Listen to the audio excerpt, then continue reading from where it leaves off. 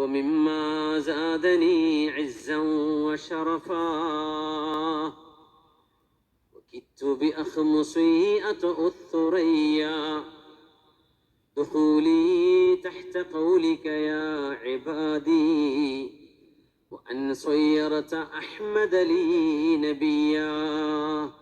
ഒരു മുഅ്മിനായ മനുഷ്യന് അഭിമാനിക്കാൻ രണ്ടെണ്ണം മതി. രണ്ടെണ്ണം, രണ്ടേ രണ്ട്.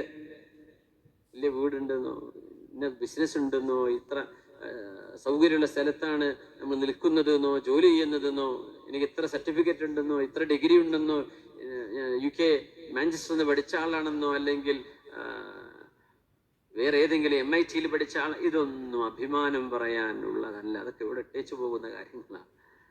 നിങ്ങൾക്ക് അഭിമാനിക്കാൻ രണ്ടെണ്ണമുണ്ട്. എന്താണെന്നറിയോ? ഒന്ന്, മുഹമ്മദ് റസൂലുള്ളാഹ് സ്വല്ലല്ലാഹു അലൈഹി വസല്ലം എന്റെ നബിയാണ്.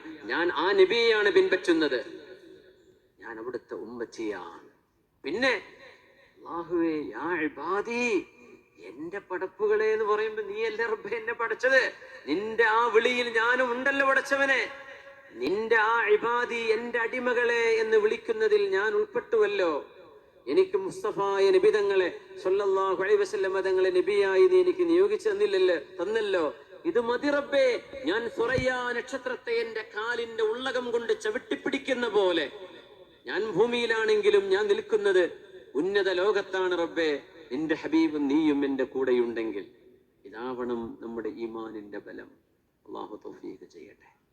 ഖൽബ് കൊണ്ട് ചെയ്യേണ്ട ചില പണികളാണ്. അത് ഫിക്സ് ചെയ്താൽ നമ്മുടെ ജവാരിഹ്, അവയവങ്ങൾ അങ്ങ് ശരിയായി കിട്ടും.